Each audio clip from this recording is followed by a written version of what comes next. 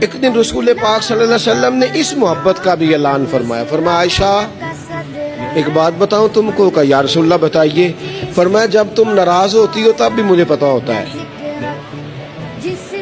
اور جب راضی ہوتی ہو تب بھی مجھے پتا ہوتا ہے. یہ دیکھو نرخ بازار محبت کا انوکھا ہو گیا, اور خود خریداروں میں شامل آ کے مولا ہو گیا.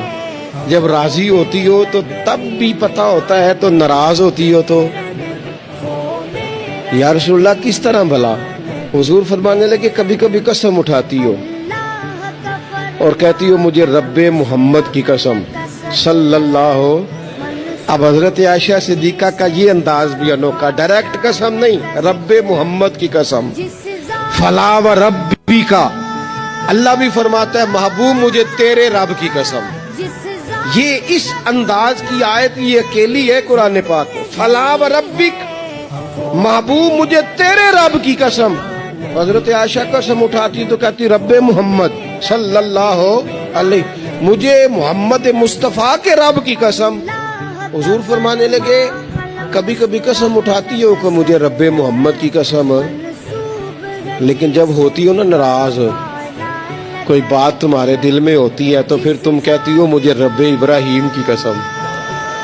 پھر تم میرا نام نہیں لیتی, مجھے پتا چل جاتا ہے کہ آج معاملہ کیا ہے. بدلے بدلے سے میری سرکار نظر آتے ہیں, اندازہ ہو جاتا ہے. جب راضی ہوتی ہو تو رب محمد کہتی ہو صلی اللہ علیہ وسلم, اور جب تمہارے دل میں کوئی بات ہو تو رب ابراہیم کہتی ہو. تو حضرت عائشہ بات سن کے بڑی راضی ہوں کہ محبوب اتنا خیال رکھتے. یہاں تک حضور کو خیال ہوتا ہے, پتہ چل جاتا ہے کہ کہاں سے بول رہی ہے. تو محبوب نے جب کہا نا ایسا کرتی ہو, تو حضرت عائشہ کہنے لگی حضور قسم مجھے رب محمد کی, میں نام ہی چھوڑتی ہوں, دل سے تو نہیں نہ نکال سکتی. حضور نام صرف چھوڑتی ہوں, صرف نام.